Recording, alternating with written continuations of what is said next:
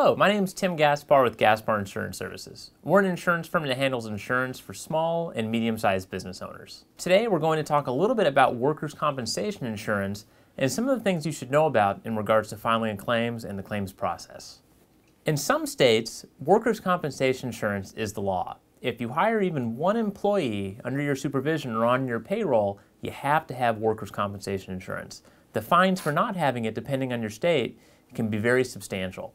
Even if you don't have any employees, if you hire subcontractors and they don't have their own workers' compensation insurance, depending on your state, there's a pretty good chance that you might have to go ahead and get a workers' compensation policy to cover them. A workers' compensation policy generally covers any injuries that your worker sustains while they're on the job. Now, the first thing you want to do when you get your workers' compensation policy is make sure that you find the workers' compensation claims kit. This is typically sent to you by the workers' compensation insurance company and will usually be clearly labeled as the claims kit. Make sure you have this somewhere where it's readily accessible and where you know where it is, because for most businesses, you're going to need it at some point.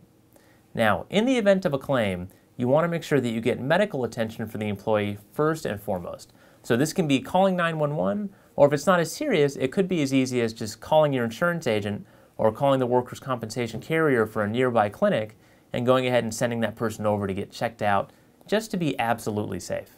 After you've gone ahead and made sure that your employee is okay and that they're healthy and that they've gotten adequate medical attention, you want to go ahead and fill out that workers' compensation claims paperwork to go ahead and file the claim.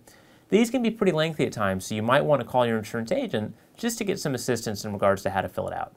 Once you have it filled out, there's typically going to be a fax number or an email address to go ahead and send that paperwork in to get the claims process started. Typically, the insurance company will assign a claims person to the case within 24 hours or so, assign a case number, and get the process started for you. Now, in regards to the workers' compensation claim, there's a couple different directions it can go. If it's a relatively small claim, like let's say a chef cuts his finger in a restaurant and requires a stitch or two, and he or she is eager to get back to work, the claim can be closed relatively quickly. The workers' compensation insurance company can go ahead and cut the check to the company or the hospital that did the stitches, pay for the claim, the employee goes back to work, and everybody's happy. This would be a relatively small claim and relatively quick to take care of within a week or two. However, if an employee has a serious injury where they're seriously injured, or let's say they can't work for a while, the claim can drag on for quite a while.